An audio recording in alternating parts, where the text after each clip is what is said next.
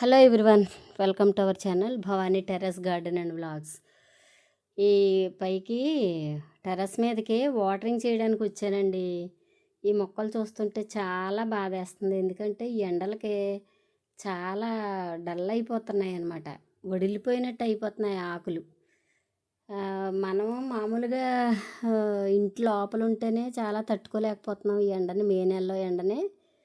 పాపం ఇవి టెర్రస్ మీద కదా, మనం ఎంత వాటరింగ్ చేసినా కానీ అవి చాలా డల్గా ఉంటున్నాయి. భలే బాధేస్తుంది. అయితే ఈ సమ్మర్లో మనం వీటి నుంచి హార్వెస్ట్ల మాట పక్కన పెడితే వీటిని కాపాడుకోవడమే లక్ష్యంగా చేసుకోవాలన్నమాట.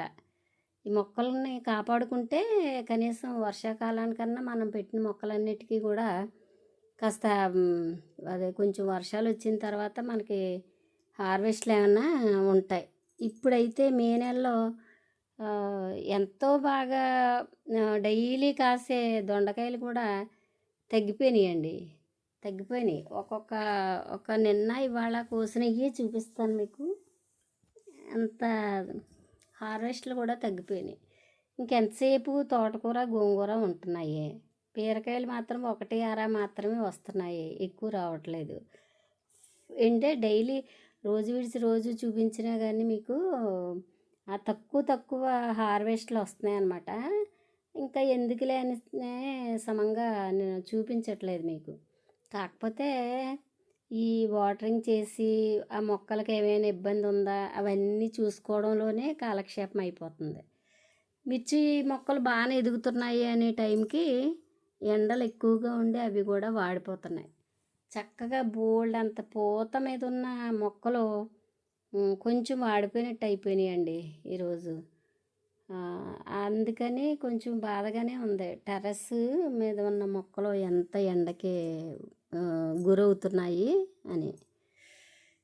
అక్కడికి సాధ్యమైనన్ని విధాలుగా వాటిని సేవ్ చేయడానికి, వాటిని సంరక్షించడానికి నేను నా ప్రయత్నాలన్నీ చేస్తున్నాను. ఇంకా ఈ సంవత్సరం చేయలేకపోయాను కానీ నెక్స్ట్ ఇయర్ మాత్రం గ్రీన్ మ్యాట్ వేసేద్దాం అనుకుంటున్నానండి. ఈ సమ్మరు వాటిని చూసి బాధపడడం అది కాకుండా గ్రీన్ మ్యాట్ వేసేస్తే కొంచెం మనకి మొక్కల్ని సవ్యంగా చూసుకుంటున్నాము అనే ఫీలింగ్ అన్నా ఉంటుంది. ములక్కాయలు ఉన్నాయి, ఈ బీరకాయలు వస్తున్నాయి. అవి బాగా పైకి వెళ్ళిపోయి పాలినేషన్ చేయలేక వచ్చిన ఫిమేల్ పిందులన్నీ కూడా ఎండిపోయినాయండి. 1-2 నా చేతికి అందినవి మాత్రం చేస్తున్నాను. మిగిలినవి చాలా బీర పిందులు చాలా వరకు ఎండిపోయినాయి. అవి ఆ పాదు ఏదో కాస్తుంది కానీ దాన్ని సంరక్షించుకోలేకపోయాను అన్నమాట నేను.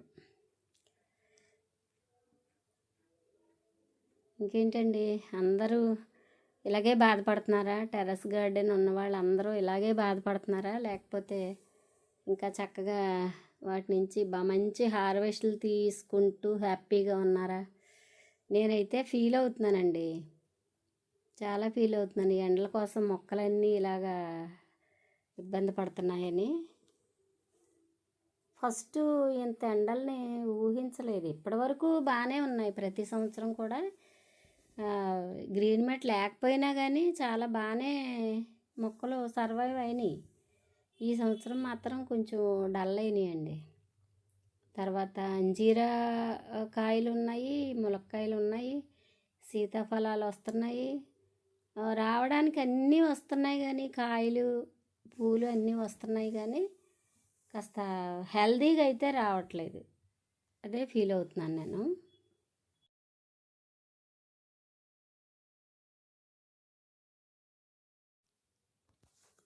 ఇవి ఎప్సమ్ సాల్ట్ వేస్తే కొంచెం ఎండలు తట్టుకుంటాయి మొక్కలు అని అనుకున్నాను కానీ అది తెప్పించలేదు. షాప్ నుంచి తెప్పించిన తర్వాత అదన్నా వేసి చూడాలి. ఎప్సమ్ సాల్ట్ వేసి వాటరింగ్ ఇస్తే కొంచెం అది హెల్దీగా ఉంటాయి అనుకుంటాం కదా, బాగానే ఉంటాయి మొక్కలు. నేనైతే కొంచెం ఓవర్లుక్ చేశాను అది.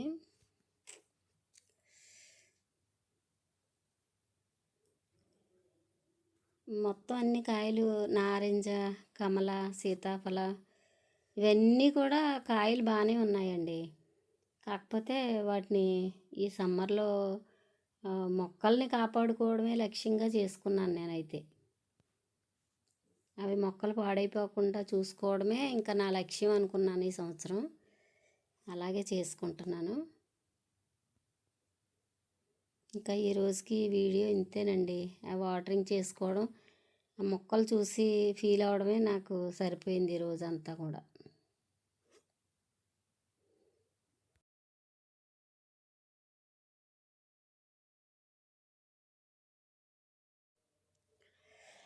అయితే కొంచెం ఈ టెర్రస్ మీద ఆనందించాల్సిన విషయం ఏంటంటే మొక్కలన్నీ గ్రీన్గానే ఉన్నాయి, కొంచెం ఆకులు వాడిపోవడం తప్ప.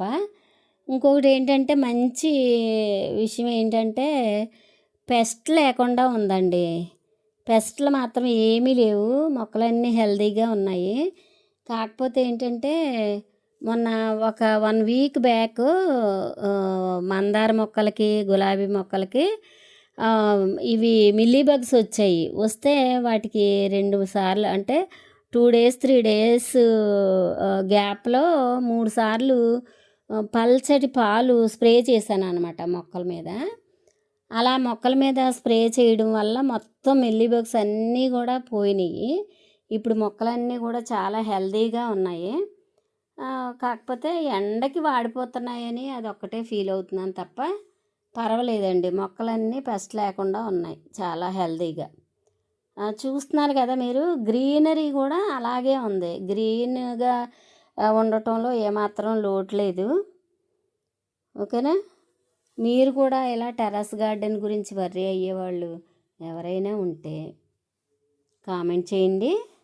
ఓకేనా? నా టెర్రస్ గార్డెను ఎలా ఉంది అంటే పూత కాపులు కొద్ది కొద్దిగా వస్తున్నాయి, మరి ఎక్కువ ఏమి రావట్లేదు హార్వెస్ట్లకి.